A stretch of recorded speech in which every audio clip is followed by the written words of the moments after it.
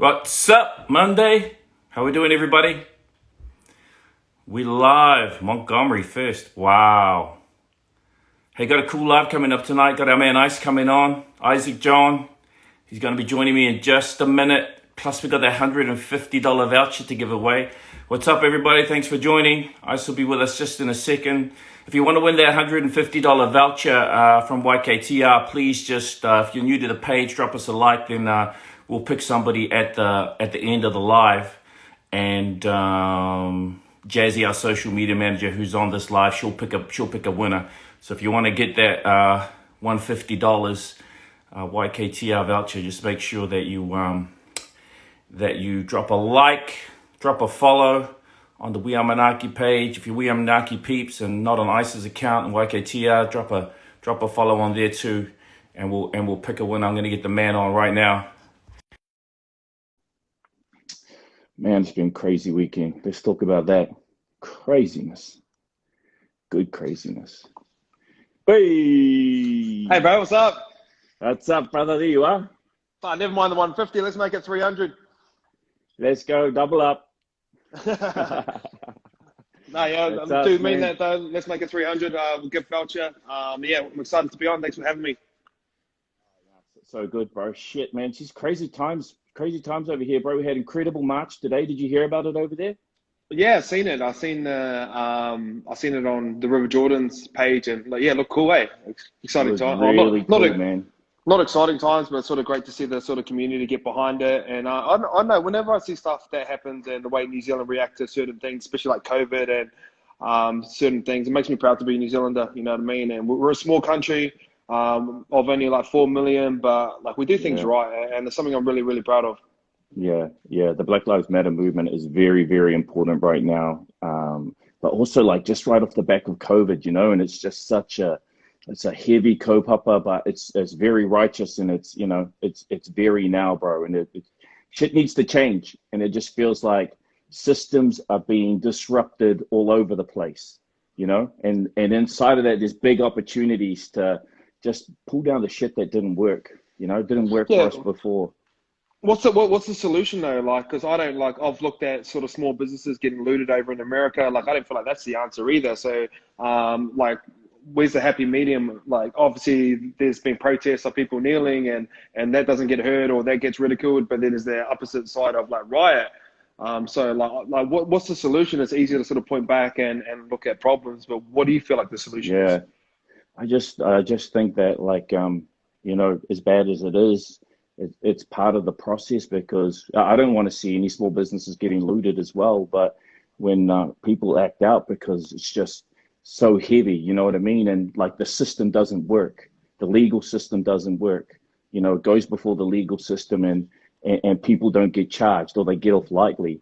And so I think people are really venting that level of frustration at the way that things just there seems to be no justice. But one of the things that I think is really cool, and you mentioned small business, is that, what is it that we can do when the system doesn't work for us to take back some level of control for ourselves?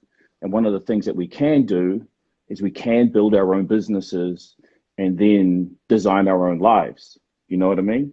And so business is actually a way forward into being able to self-determine if the system doesn't really fit you. And that's actually what I love about small business.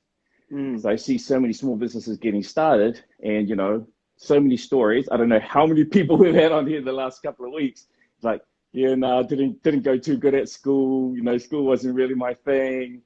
Followed something else, found my way, found my path, and then started this business. And now things are going 100 for me. But I speak about that because I guess I speak about the motivation that lies behind why people get into small business. And we all know your background in footy, bro. But just to jump in on it, what was your motivation to get into business after your career in footy?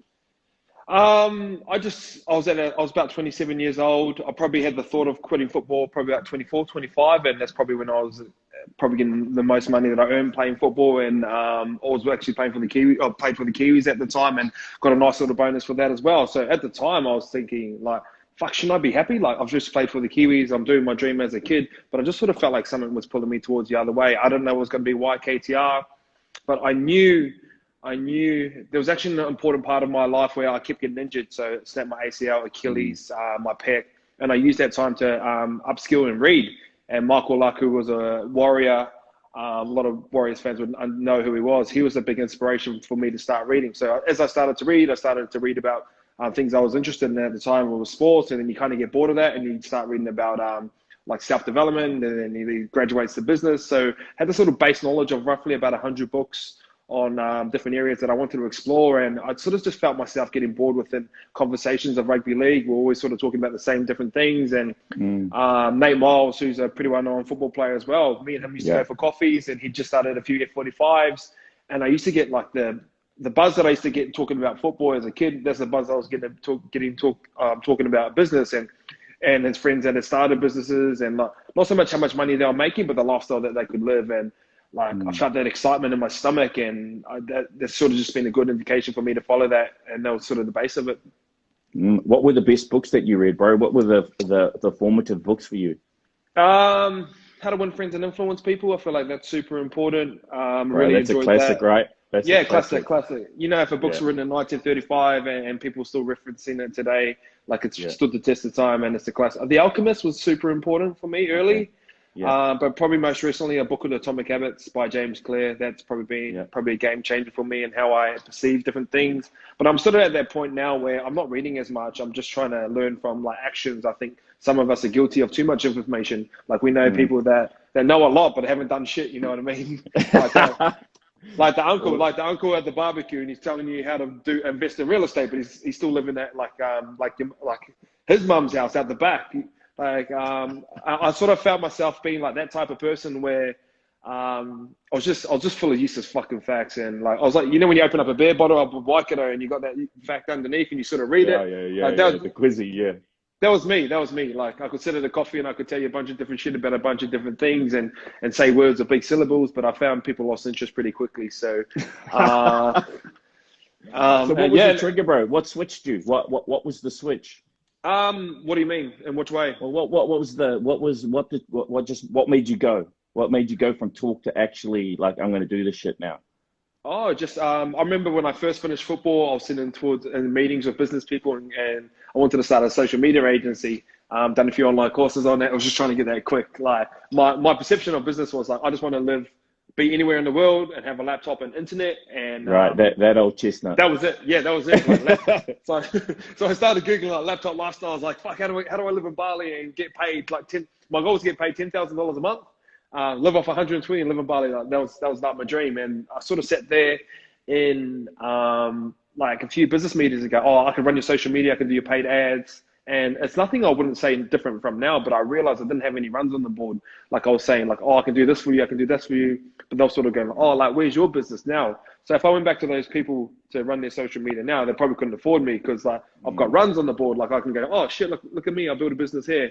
And I feel like that's important. I feel like scoreboard's important when you get into business, and it's a type of leverage. And there's that saying, like, it's like a PT. Like if you're a big, like oversized PT, I'm probably not going to take your advice because you probably don't have the discipline to live out your own advice, or, you know, that saying, never trust a skinny chef. Like I feel like that was important. And not only was I full of shit by reading 100 books and being full of useless facts, but I was also full of shit because I was trying to tell people how to run a business when I'd never run a business. Yeah. So what? Social media agency just like gave it the fade? Yeah. No, I was actually, because I just started YKTR at the time. I was sort of moving into that sort of phase as well. I was trying to do multiple different businesses. I've done dropshipping as well. Just classic internet shit. But that's important, bro. Just give a whole bunch of shit a go, right? Because you learn about a bunch of shit off of that back of that, right? Yeah, I learned how to fail quickly, sat in meetings with people and just heard no a few times. That was important. Learned how to actually Facebook advertise off the back of dropshipping. Best thing I learned about dropship. This is what I used to dropship. You're gonna laugh out of this. So all I used to see on the internet was girls with dogs and that. So I was like, oh shit. Like I'll make dog t-shirts that are based around dogs, and I'll sell dog t-shirts to females.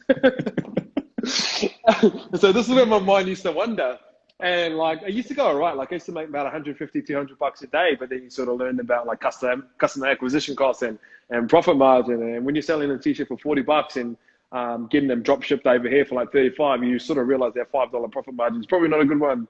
And the other thing about it is like, I felt slimy. Like, I felt like brand tone's super important within businesses. And I used to talk in the tone of a chick because I wanted people to think like, this is so like, and I had this alias, and I done it for about a month, and I just sort of, I had an alias as a email. So like it wasn't like Isaac at YKTR. I forgot what it was, but I think it was a guy's name still. But because people used to think I was a chick, so I used to just reply. And my biggest demographic was in Texas, ladies between 40 and 50. I was selling t-shirts towards them. And I learned how to Facebook advertise off the back of that. So, but we still Facebook advertise with YKTR today, and that was an important lesson. But also, probably the biggest lesson I learned about that is you want to build a brand. You don't just want to like sell a product. And I feel like I've done that with YKTR, and that was an important time for me to learn. Building a brand, was that the biggest lesson? Because I've heard you talk about that, and I think that's a big differentiator for you. It's come with time. So like one of the best feelings I've ever had as a brand owner is not like getting a nice office and like making these fucking great sales and selling out in the first time. Like we sell it like last couple of weeks, we've been selling out in like 10 minutes and 15 minutes. And these are some decent numbers as well. So, but that shit doesn't excite me. One of the most best things I get DMs from people saying, bro, you've changed my life.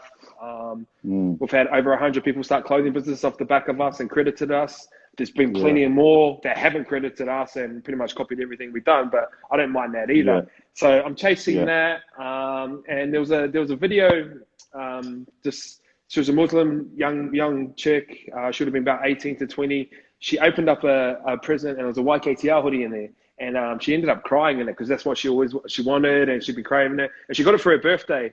And that was one of the best feelings I'd ever had. And it sort of made me like, oh, fuck, you're doing something right. And if you look at clothing for essentially what it is, like a t-shirt's a fucking t-shirt. Like, absolutely. People come to me like, yo, I've got this new t-shirt design that's going to change the game. And I look at it and it's just like different letters and different fonts. I'm like, fuck, you're not going to change shit unless you can innovate a t-shirt that actually cleans itself. Like, you're not going to innovate like clothing. But the way you can make people feel while they wear that clothing, that's important for branding.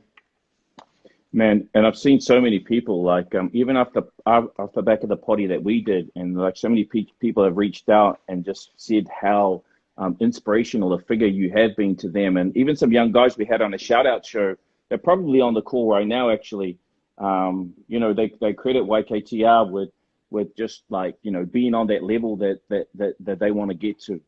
That must feel good, bro. That must feel really good. Yeah, and like I get these messages like all the time too. Like it's almost like daily. So it's great to be the guy that sort of inspires people to do that. But like I said, like when I was in football, and I've talked about this before, my biggest I wasn't the greatest player, always injured, all that sort of stuff. But if my legacy from football is to be the guy that go, oh fuck, like he's the guy that maximized the most out of his leverage post football, and he lives a better life after football. Like I remember sitting there in season presentations and before the season launch, and people were going to me going, like they always had the old guy, and he come up and he goes, enjoy football now because it's the best time of your life. And I used to just sit there and feel like, short life.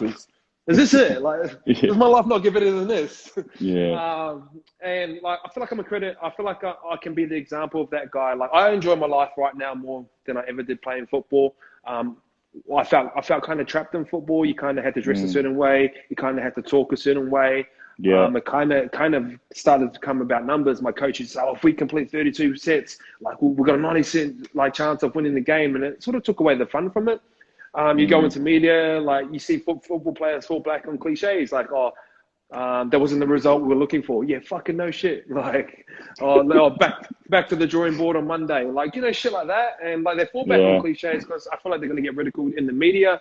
But I just felt I felt confined in there.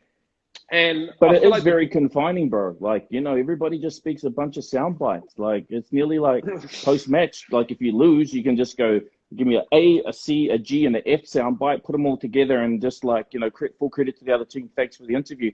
And then the other guys kind of got the opposite. It's just, it seems like there's nobody that's really has an opportunity to express themselves in there. Yeah, we're not allowed to either, because if you speak out of line, it's like the old herd mentality. Like if you speak out of line, this is going to kick you back in line. And especially in Australia, it's a bit different over here. You're on the front page or you're on the back page. If you say anything that's out of line, they sort of build these sort of stories around you. Then you become the bad guy. And that's sort of one of the reasons bro, why that's why I love SBW, man. That's why I love SBW. He just does his fucking thing. He just does his thing, bro. He's just taking his career wherever he's wanted to at any bloody given stage. And I mean, I can only imagine what that's like. Artie's on the sort of same line as that, like rugby, like even though they're so great at their profession and it is their job and they get paid well to do so, it's not their whole being. Like their life doesn't revolve around like their egg-shaped ball. They want to do these other things. And Artie was on my podcast one time and we made headlines off the back of it because he said he wants to try rugby league. Right. And he said, like after the World Cup, after the loss, he goes, oh, like I was disappointed, but like I wasn't going to mope about it. And then like people inboxing me like, oh, you guys are ungrateful. Like back in the day, these All Blacks would have killed. I was like, no, they wouldn't. They would have thought the same thing. They've got their jeans in their bag ready to go out just like we were. But they'll say it in front of a camera. But I feel like the narrative of athletes are going to change, and hopefully YKTR and YKTR Sports and myself and whatever we've done are the pillar for that, but I feel like there's going to be lots of guys that are going to do it better, and I think Artie's going to be one of them. I think TJ Perenara, I've had a lot of private conversations with him. He's moving in that sort of direction as well. So I feel like personal branding is going to be super important moving towards the future, and players being able to be themselves without being ridiculed from the public, because essentially we got tall poppy syndrome down there. We want people to do well, but we don't want to do it for them to do too well. You know what I mean? Yeah. I fall back in line. We're battlers, you know. We're battlers from down here. Yeah, so. Just be quiet. Just be... be humble. Be humble. Like, that's New Zealand. Be humble. Like, why can't you, like, talk yourself up? And if you can back it up, like, you don't want to be the guy talking yourself up and not giving out results. You're like the uncle at the barbecue again. Exactly. So what must be like day and night right now for you then, to be from this place where, like, you are actually confined and now to be doing your own thing, expressing your own personality through your brand and helping other people build their brands, and, you know, night and day? Yeah. It's like, it's counterintuitive the way we've built our brand. So we're like, and you probably understand this now, but like when I tell people, they're like, oh, what's your secret to marketing? I go, oh, I tell everyone what we do. Like people go to me like, oh, what's that font up there? I was like, oh, it's called Helvetica. Like here's the exact same style. And oh, what t-shirt is that? I'll go, oh, buy our t-shirt, send it to your supplier, and you can copy it. And what you sort of realize is people realize, like, because I give away like all our secrets and what we do and all this sort of shit as well, they'll try and go and do it. But then once they realize they can't execute, because there's an element of execution to this. Like if Richie McCaw wrote a book on like how to be the All Black captain and sold like 1 million copies, not 1 million people are going to be an All Black captain or a number 7. Like there's always going to be an element of execution to it. There's like you can grab any information you want off Google, off your phone. Like it's all there. Like we've got one of the most powerful devices in our hand, in our pocket. We use it to sort of stalk girls or DM girls or like stuff like that. The knowledge is there. It's just people can't use it and too lazy to use it. But there is also just incredible currency and incredible equity and transparency, right? Because you're just being absolutely transparent about it. Yeah, and like people are like, oh, you're super humble, but like I don't feel like I'm like a super humble dude. It's just like I'm not afraid to show you my flaws. An example of this, we dropped the mystery box probably about 4 weeks ago, and like, I fucked it up big time. And I knew it the next day because the orders that we said that we were sending out, we sent out like $150 less of what was meant to be. So the value of it was like $450, but we only sent out $300 worth of stock. So I was just in there. Right? How did you wait? How did you get that wrong? How did you get that wrong? How did you do that? How did you get it wrong? What happened? So through the back end, so the way our business work, we use a 3PL system, which is, say you order off us, I don't run off and go pack our clothes and send it out to you. It goes to a warehouse and they've got the KPI, which is sitting in the back end of our Shopify. So they pick up the order, but what would send the order, the middle box. So like, say this bottle was like $220 and we called it the doozy bottle, but the order that we were sending in was the one for the box below. And it was just a fuck up in system. So next day, front of the camera, hey guys, like, I'm fucking so sorry here. I've made a massive mistake. I'll do whatever I can to fix it. And it was like it was like a sort of $18,000 to $20,000 mistake on my behalf, and like, I didn't care about the money. I care about I've let my customers down, and we've had customers buy off us over 30 times. And you talk about lifetime value of a customer. That stuff's important to me.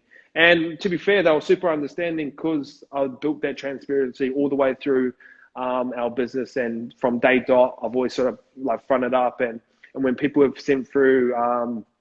People have like almost tried to blackmail me through Instagram going, oh, if you don't give me a refund, I'm going to put this on Instagram and show everyone that.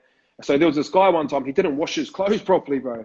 And he goes, oh, this is only the third time I've washed it. And he goes, oh, if you don't give my money back and like a card, like a bonus card as well, I'm gonna put this on Instagram. I was like, fucking sweet. Screenshot, boom, put it on Instagram. Hey guys, yeah, I put it up on Instagram, and I made a whole vlog about it, and I made a whole vlog about how to wash your clothes properly. And off the back of that, we actually ended up selling a lot more clothes. So transparency has always been important for myself and business, and it's just easy. It's just the easiest way to do business for me, because you're not trying to be someone else. Yeah. But not everybody has that. Not everybody's got the sack to do it though, bro.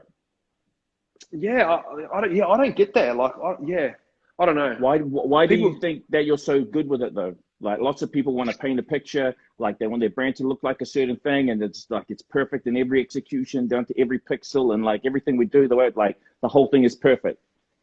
I just feel like perfection's too slow.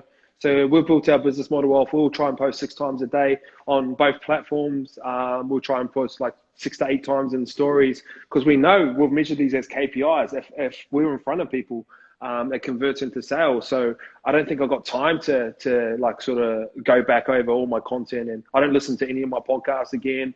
I'm sort of confident in what I can say, but I don't know, like you just put your flaws out there, and you find once people bag you out for them, it's just like, oh fuck, I've already said that. Like it's almost obvious. And the example I give of this is the 8 Mile, when Eminem's in that rap battle, and in the last rap battle he's going against Papa Doc, and he just takes the piss out of himself, and then when he hands the mic over, it just goes, oh shit.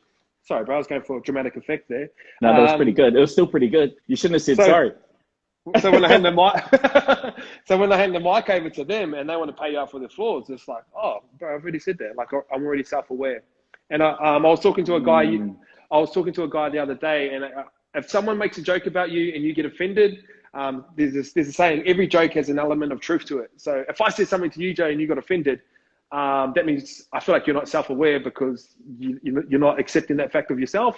Do you know what I mean? So that's how I see it. So have you always been that way though, or is that like a skill that you had? Like, awareness is a thing, right? You have to actually work out and like get a level of awareness. Like, you have to be aware to yourself to actually be able to practice awareness. Is that something that you always had, or is that a muscle that you've grown in yourself, or where'd it come from?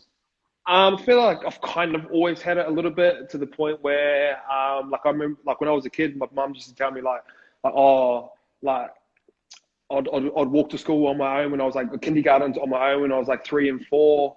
Like when I was 5 or 6, I should tell her I'll be at the house by the time I'm 15. Like when all my friends were starting to party at like 13, 14, 15, like I was happy to stay home and study or go to the park and kick, because I saw football as my way out of my hometown of Tukaro.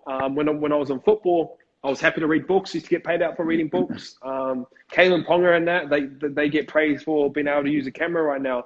Like when I was into photography and video while I was playing football, I used to get paid out for that all the time. So I always felt like I was a little bit different than the herd that I was actually in. I always felt like I was going to be a success in some way, shape, or form.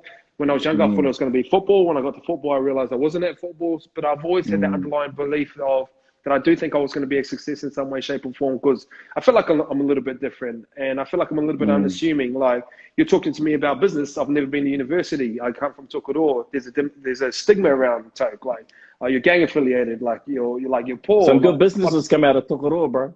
Yeah, man. A few good footy players as well. But like, I'm like an islander. I don't know any islander that ran a business when I was a kid. I've gone from football to business and like getting paid to do business speeches and getting paid for consulting and can sit in a room with business people and hold my own and like, you know, and like never only thing I've done is like built this business and just being able to document it in a way that I feel like my biggest talent is to storytell from it to, fuck, how do I explain this? Talk about storytelling, can't even storytell. I feel like I feel like my biggest strength is being able to take something that seems complex, which is business, which is actually not, and then communicate to a way to someone else like me as a kid, someone else blue collar, someone that didn't know business, and I learned that through hanging around football players. Wow. Just something occurred to me while you were talking. I'm really interested to hear about your mindset as a young man, Tokoroa, growing up, football as a focus, and your determination to succeed around that. And then as a football player, but then moving out and then into a businessman. And is the mindset been any different? Has the mindset evolved? What would you say are the kind of qualities that personified each stage of your development? I just always felt like I was just a little bit different in some way, shape, or form, and like the way, like I sort of explained it before, like when I was growing up, my options were one, work at Kinleaf, which is like work in the mill, or work in the bush. Two, go to university, it's kind of what my parents were doing, or three, play rugby league. So we didn't have the internet, we didn't have this plethora of different options. You could be an influencer, you can be a business person without going to uni, all this sort of stuff as well. So for me, I just saw football as the fun one. My mum used to go, if you don't do well in school, you can't play football. So like I was lucky, like I was an okay student, kind of got a photographic memory. I just saw school as a memory test. Like when was the First World War? I could remember that shit. But then when I transitioned into football, it was a little bit different. But there was two key periods in my life where, and I reflect on them a lot now. So one, I broke my foot. I got put in with Ruben Wiki for like 8 weeks, and like he changed my mentality. He taught me the importance of morning routine for one.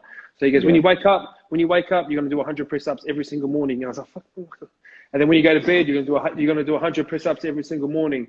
And I remember training down the house. Like I just done that. The importance of that taught me to eat right. And I spent 8 weeks with him and got super strong. Like I've done like a 150 bench press for a halfback, which is pretty good. Like I was like 90 kg. So he got me really, really strong. And then I moved, when I come back into first grade, and I had played 2 games at the time. We ended up winning 5 or 6 games in a row, and I was getting a lot of the credit for that.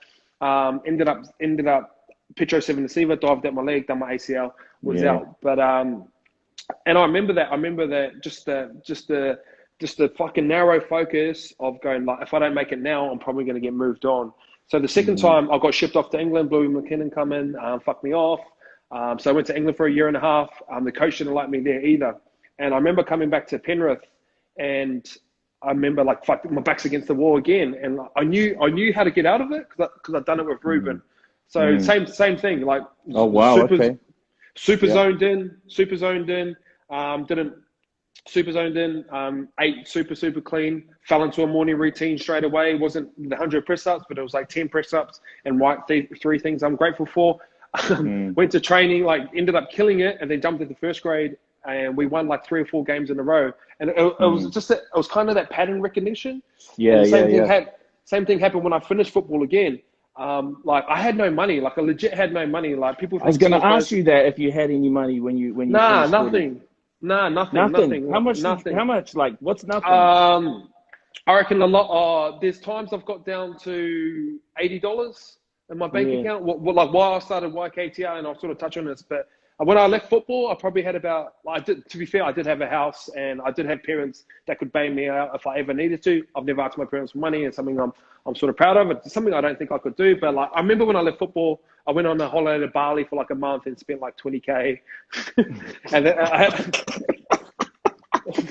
had like, and I was just at that point. I said, I don't care. Like I feel like I'm going to be a success anyway. But then fell into YKTR, and this is the early stages of YKTR, and it was super same thing. So I know how to get out of this. Like there's a morning routine in there. It's super focused. I eat right, and like good things will happen. And then I remember like YKTR was going well. Never got paid myself a wage till like 8-9 months later. Like like when I mean a wage, I was getting like $350 a week, and my mortgage, my interest payments were like $250, so I was living off 100. But I remember people trying to interview me and go, "Oh, IC's an entrepreneur with YKTR, and their clothes are selling out." And I felt like the biggest fake. And I was like, "Oh," like before interviews, I was like, "Can you please not call me an entrepreneur? Because like I haven't made any money yet." Like I feel like this bigger fraud. Like you can interview me if you want, but like I feel like this biggest fraud. And like, I got out of Can it. I say Like, something, bro? Can I say something to people listening right now as well? When I was at while I was at Zero, Rod Drury, he left, right? He left, and he was the founder and he was the CEO for a minute, and he just went onto the board. And I don't know if you're serious now. I know he's being a little bit smart, but it was like a town hall, global town hall, and they said, you know, Rod, if you could give one piece of advice to any young person that wants to emulate anything, and I think he was like just been announced as a billionaire at that time. And any piece of advice, what would it be? And you know what that mofo said, bro? He well, said, "Fake it till you make it." yeah, I'm not with that. I'm not with that. What a gnarly thing to say, though. What a gnarly thing Yeah. to say.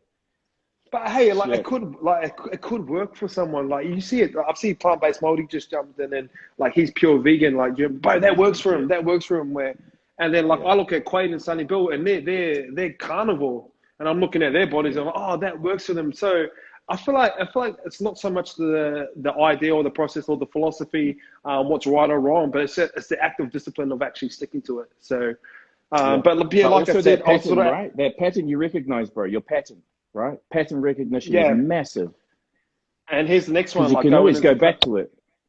yeah, that's your point. And I don't know why I don't fucking stick to it longer, man. Like I feel like I'd be way more successful if I just stuck to that every morning and went for a run. And then so we roll into COVID, and like everyone's saying, I never heard the word unprecedented before, and that's all you Here hear it every is. single day. And I was like, Yeah. oh shit, like we're back in this. Like here we go, back against the wall again. I was like, and we've come out this really really good. Like at the time, we still owed people. Some of our creditors a lot of money, but we've been able to build this business and flip the whole business model up off the back of like COVID. And same thing, I wake up, fuck, go for a run, like focus, zoned in, fuck everything else. Even though I've got a Mm, podcast and all these sort of great things happen to me, I'm like, fuck it, like get out of the way, let me just focus on this. And we've come out better. We're probably mm, one of the businesses I know that have come out a lot better during this time. And it's because there's that pattern recognition of going like, fuck, mm. what like when your back's against the wall, you know how to get out of this. And yeah, those were sort of the key times that sort of put me in this position where I am now. Reading books is great for pattern recognition, though, right? Because all those, like, you know, all those books are about the patterns that other people have used to develop their own businesses as well. And one of the key patterns I recognized off the back of that was like every success book I read, the back third of it was always about giving back, like in some way, shape, or form. And then how you do that, it's up to you. If you're religious, like give your 10% to the church, or like Church, if you want to whatever, yeah. donate to a charity. But that's the important part of it, because once you do start to give back, it all seems to come back around. And I heard a phrase called the law of 33% one time, and it's how I sort of spend my time with people. Like 33% of the people should be on the same level as you. Like sort of Mm, similar interests, stuff like that. 33% should be on a higher level than you. Go find someone that you want to aspire to be like and try and get in front of them. Or if you don't have mm, that, fuck, there's a fuckload of books, there's a fuckload of podcasts that you can go to. And that was my time of when I didn't have those mentors in front of me, or I had their numbers that I could text. I was zoned in on podcasts. I was zoned in on mm, books and stuff. And then there's that last third of trying to help people. And the way I feel like I help people best is through podcasts and through vlogging and through purely just documenting my journey. And like, I'm mm. not the type of person that like I come across as I can be outgoing when I want to be, and like you get a few beers in me, like I'm fucking life of the party, Your shit like fire, that. yeah. Yeah, but like all my content, my best performing content has been made in this office by myself. Like I'm usually in the podcast room by myself. I made 150 vlogs. I'm editing all those by myself. I just press enter and let the internet do its thing. And if it catches Mm, fire, it catches fire. So one of the best things about me right now is I can inspire people just off the back of being myself. And that's probably one of the best things you can do in life. Like you don't have to pretend to be someone else. And that's why I'm yeah. sort of conscious about when I do get on the piss, like I'll put it on video. Like I don't give a fuck, because I don't want people to come up to me and go, what are you doing on the piss? And it's like when you're in football, you're trying to hide that shit. You know what I mean? And I'm in a Yeah. position now where I'm 31 years old. I don't have to hide, like, you know, having the beer, because I've had a good week and I'm excited about seeing my mates sing and shit like that. So, and I do get bagged for it as well. They're like, oh, you got young kids looking up to you. You shouldn't be drinking. Yeah, your role But like, model. I'm more influenced. I was more influenced what I saw my parents do every single day than what I saw someone do on the internet. You know what I mean? Mm, So why can't I be exactly who I want to be and be a success as well? So like, what's wrong with enjoying your weekend? What's wrong with having a beer? What's wrong with like gambling? Like, obviously there's extremes of that, and there's always going to be extremes. You can look at religion. There's always Yeah. extremities in Yeah. everything you do. It's a Like good point. I'm glad a you said vegan, that. a vegan is a great diet, but then you can be an annoying vegan as well, and try and like bully people online and shit like that. So there's always a fine line in there somewhere, but I'm sort of grateful that I can just be myself, and people see some sorts of inspiration in that, and it's a great feeling. Tell us about those micro moves that you made right at the front of YKTR that you look back and just were like pivotal, because there's so many, we've had so many young aspiring fashion brands and, you know, young dudes come on the shout out show just going like, I want to do like kind of what Ice has done or what Louis done or what Huffa did. Tell me about those first little micro moves when you spent all your money and you're trying to figure your shit out. Like, what were those first important micro moves that you made? The biggest move I made was realize that like we don't sell clothes. Like, even though we sell clothes at the bottom part of our funnel, we saw this is Gary V.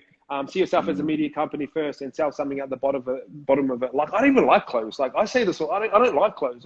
I can design them, I can make them, I can sell them, I can do all that sort of shit, but I don't like them. I like the storytelling, I like the marketing, I like that side of it. So once I saw ourselves as a media company first that can distribute channels out through multiple platforms, and I'm sort of lucky, I'm comfortable in front of a camera, I can write blogs, I'm good on the podcast, I can listen, I'm a quick learner. So I can cover all those quite easily. And once we sort of started making vlogs and started making podcasts, and the clothes kind of just sell themselves, because you're either trying to sell, like, this is how you make content. You either try and entertain or educate. If you can do one of those things, you're going to be a success in life. And if you can distribute it in a platform like Instagram, and like you're going to kill it. Like, look at the entertainment industry, like Kevin Hart, like The Rock. They're entertaining. They're great to watch. And then there's the other side of it. There's the Tony Robbins and the Gary V's. They're education. And if you try and do a combination of two, which I try and do, and with authentically try to be myself, you find the clothes just sell themselves. Because come on, bro, like it's not hard to put YKT on a fucking t-shirt and go, oh, fuck, this is the best design ever. It's a fucking t-shirt. But like I said before, the way you can make, like, you can make someone cry wearing a bit of fabric with a few holes in it. And that's where it comes back to. Like, I want to provide so much fucking value that when it does come time to sell, people are like, oh, fuck, he's giving me so much value. Like, I almost feel half guilty if I don't buy anything, and not holding a grudge if they don't buy you something. Like, I answer 100 to 150 DMs a day. And like, I just want to start a business. Help. And I don't know. It's just a long tail, and it's the way it works. And I feel like it's the way forward. We're with Ice Project, man, YKTR, man. Drop us a follow if you want to get some of that $300. There's $300 worth of free stuff now. So drop us a follow. Both accounts, please. We'll go back and check them later. It's not both accounts. You ain't getting it. So make sure you do both. Hey, the other thing that I want to ask you, bro, was just about, you know, when you're doing that content game up front, because I know there's a lot of young ballers listening.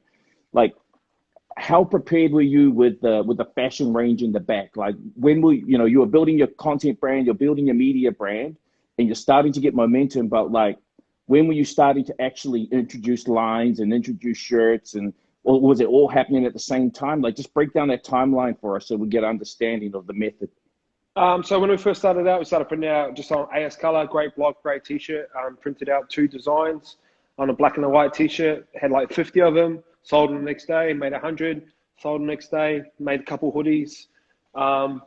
So we've done that for about 5 months. Put our first collection together, which launched in November. Had like hoodies in it. It's like going into summer, had hoodies. just dumb summer stuff. Hoodies. Yeah, just stuff like that. And like, had a great day on our first sort of day, and we're sort of lucky that between myself, Corey, and Chico, probably more so between my business partners, they had a kind of a following at the start, but it kind of outgrew that. Even now, like, I still don't really know what I'm doing in terms of, like, I went to P Nation, which is pretty much probably the biggest females brand from over here. Know the owner, met the head of product, and he's going to come in for a meeting, and he's going to go, oh, this is how you structure out your year. So in theory, I should be 8 to 12 months planned ahead, but fuck, I don't know what I'm doing in 2 months, because I work better under that kind of erratic thing, but I do like being planned as well. But in theory, I kind of don't know what I'm doing. I always like, I show people that are in the fashion industry and in the business industry, and they go, "Oh, can we see your numbers and can we see your business model?" And like, I'll show them, and they're like, they'll see the sales and like, "Oh," and I was like, "But just like, give me something. Like, I can sell it. Like, I know how to sell it." And you sell it through content, you sell it through educating, you sell it through entertaining. But like in terms of the actual structure of a collection, how far out it's planned, and I'm not that great at it, to be honest. Wow.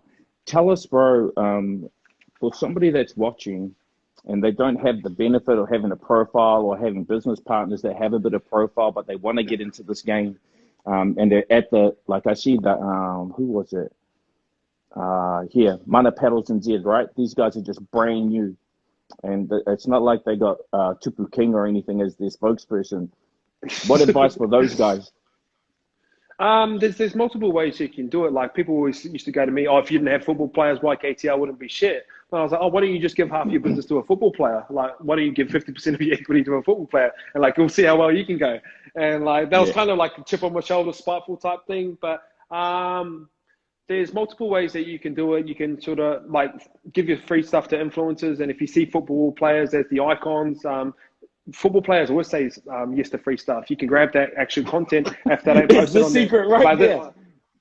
No, yeah, they love free shit. Go, "Hey, bro, do you want a free t-shirt?" Fucking all of them going to say yes. So what you do with this, if they don't want to post it on the page and give you a shout out, you go, "Hey, bro, can you send this back to me?" Send it back to me, put this on Facebook, and then put some Facebook advertising around it. So you give something to Adi Salvia. you grab his photo, you put your targeting on Hurricanes, on All Blacks. "Hey, look, Adi's wearing one of my t-shirts." Click the data of that, put them into a funnel, learn how to Facebook advertise, and you can be away. So there's influencer modding that you can do with it. I generally think like the best way is, and like I can honestly say this, like when I've attached a code to Chico's name and Corey's name, and translate it into sales, like sometimes the sales might only be 1 or 2.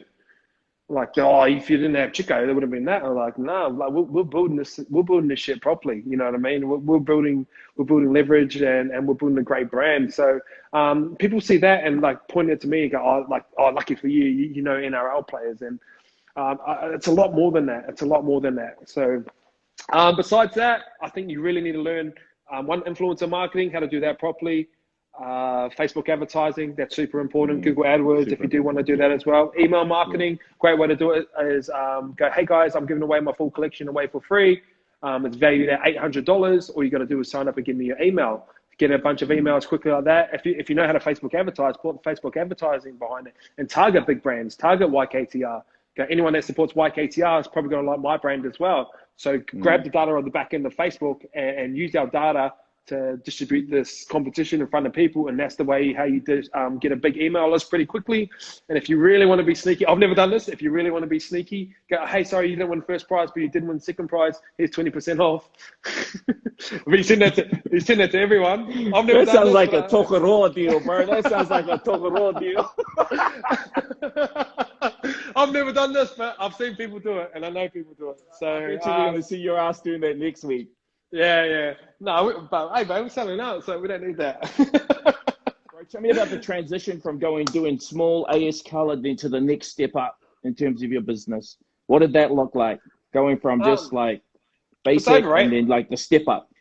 It's fucking overrated, to be honest. Like you look at brands like Supreme, they sort of built their brand off the back of Golden. We get into these sort of levels. Like I used to be like, "Oh fuck, I want this to be like 1 centimeter longer, and I want this neckline to be like a little bit higher." And like it does matter, but only to like the certain demographic. And I feel like it is super overrated, that side of it, unless you want to be a high end, high detailed brand. And like I get people like looking at these shorts and like shut the stitching, fuck up. Stitching. Look at the stitching, it's like flat, and that one's bumpy. And like there is an element of that, and I do understand that, and I've kind of been in that phase as well. But like, there's nothing wrong with building a brand off the back of AS color, and nothing wrong with building a brand off of basic. Because what you understand once you're actually in this game is like the clothes matter, but not as much as everything else above it. Not as much as the branding, the storytelling. Not as much as the customer service. Not as much as the service after you get that. Even even putting an automatic flow into saying, oh, thank you for purchasing off YKTR, and putting your personal brand tone behind it. And like one of my ones is if someone buys off us, I don't send it every time. It's an automatic flow off the back of MailChimp or Klaviyo or whatever you want to use. And it says, oh, thanks for supporting YKTR. I really, really appreciate it. If you want to find me on Instagram, and inbox me so I can thank you in person. And just a small touch like that. Second one, if someone buys off me for a second time, there's another email that goes out to them like, oh, my mum used to say if they're going back for seconds, like I've made something good. Like, and just little touches like that put your own little twist on it. I feel like that's super important. And like I said, like a t-shirt's a t-shirt. A black t-shirt sells better than a white t-shirt. Just put your label on it. But the hard thing is because it's such an easy entrance point. You look at clothing, you look at real estate agents, you look at PTs that don't have like long courses for you to get in. Once you get in, it's just a Royal Rumble. So I can show you how to get into this clothing industry, and I can give you all that information. I can help you the best I can. But essentially, I don't see it as competition, but you're playing the game against us as well. Like I'm only competing against us and our last year's numbers and shit like that. But you got to realize if there's an easy entrance point, it's going to be a massive gold rush, and then after that, it's just survival of the fittest. Yeah. I mean, but you did say at the beginning, bro, and I think it was an important point that you said at the beginning, that financial model, especially when you're coming up and you're using like AS Colors t-shirts, like you got to make sure that all your margins are right? Because if you're not sourcing your stuff from China or whatever other market where you can get it a lot cheaper, then you can kind of shoot yourself in the foot if you don't get that pricing right. Fucking margin is super important. It's sort of something I've learned back in the last year. So last year we started up a new brand called Tech Project. And it was kind of meant to be deemed as like a high-end streetwear. And we're making these fucking detailed jackets that cost us a fuckload of money to make. The fabric was like crisp, and like we had all this detailing inside. Had Tech Project, bro. It had the zip across here, bro. If you took it inside out, you could turn it into a bag. Like this is how technical we're getting on our shit. And we dropped it. And fucking no one cared about that stuff. No one fucking cared. But the thing was, it come in black? Yeah. and like the thing off the back of it was because people still ask me now, like, what happened to Tech Project? And like because the what it cost to make was actually higher, and then I was meant to sell that at a higher point, but I got like there's an element of social conscience with it. Like people are gonna if he's selling YKTR for this, why is he selling that Tech Project for this? And like before I launched, I dropped the prices back down. But what they've done, they've fucked up my margin. So we were still making great sales and stuff like that, but there was just no room for growth. So like it would be time to put the next collection together, and I was just like, fuck, just going like these, well, fuck, where's that money gone? And like even sitting on too much inventory, one of the biggest lessons I learned from last year, like we were over ordering. And what that does, that fucks up your cash flow 6 months from now. So like we were going good, we were selling out. I was like, fuck it, let's double our things. And then we were selling that out. I was like, oh, let me double that as well. So like I was getting t-shirts and getting between like 500 and 700 units per like style, per color. And like obviously we had a great sort of launch day and stuff like that. But then like all our money was tied up in our inventory that we couldn't front load our next collection. So that inventory that just dragged out a lot too longer. And then like you got all these sort of around September, and then you just fall straight behind. So sitting on too much inventory is sort of a big one as well, along with profit margin. Yeah. I just when I had Kate Berry on, she's the managing director of Huffer now, and they try to do their high-end label as well, and it was no good. And I'm not sure, but just reading between the lines, it seems like the margins killed that too. What was the thing that made you drop the price? Was it just because the pricing was social conscience? And like we had it with shoes as well. So we went to Italy to make these Italian like style shoes, in Europe, and then they got flown down to Portugal, and like fucking all this fancy shit that no one cares about. And we priced them at like $220, and then everyone was going like, oh, you're pricing them higher than Nike. But like we were making them for like I don't want to say full prices on here, but like the margin on that was like sort of 20 to 30%, which in this industry isn't enough. There's fuck all, like, unless you're a cafe and you're making stuff like that. Like, but like, and then like and then people will go to me like, oh, you're pricing this way too high. Like Nike's like that. And I was like, oh, because there's a little thing called economies of scale. Like, the more that you order, the cheaper the price. But that's the other thing people don't care about, right? They don't really give a shit about economies of scale. No, and like people don't know what it is, and then I ended up writing this massive post about economies of scale, and this is why Nike can price stuff at this, and this is why we have to price stuff at this, because we're only making 100 and they're making like 20,000. so their cost goes down, and they've got their own factories in Sri Lanka, and they build their own factories. So, and like people don't understand that. They just see the brand of Nike, and they see LeBron wearing it, and they see MJ wearing it, and they're like, oh shit, this must be like, that material must be worth a lot more than like YKTR's material, but we're actually paying more for the material because they built the systems and factories that and the supply chain that can sort of support a global business, and so they fucking should. Like I'm not bagging Nike because they're a fucking success. So like it's more like, oh, great for you, but fuck, here's the reality of starting up a small business. And I was talking to the head of product at PE Nation, and he used to do Hurley. So Hurley was bought out by Nike, and Hurley turns over $280 million a year globally. And he goes, I wanted to start my own brand at the time. And I sort of told him our story. We started off with $15,000. We built a 7-figure business off the back of it. But I go, how much do you feel like you need to start a brand and like be a success? And he said 500K. So someone who's been around the industry that looks after P Nation, pretty big Bill Hurley, he was the head of product there, was involved with the supply chain. He goes, you need 500K for a business to be a success. And I sort of told him our story. He goes, yeah, that's kind of rare. That's kind of rare. So it's great to hear. Well, that's but good. Also, it's good to be rare. I'm glad I didn't hear that at the start because I potentially couldn't have tried that. You know what I mean? Yeah. I was like, oh, we're selling these t-shirts. Let's try and grow. And scaling's the scary part because you've actually got something to lose, bro. Like, you do. I'll start a business tomorrow and not give a fuck if it fails. But like, I've got YKTR now.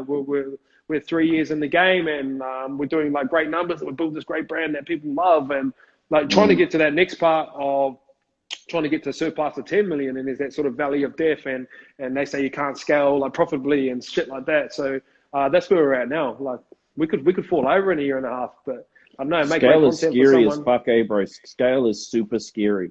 What's your hypothesis on how you're going to deal with that?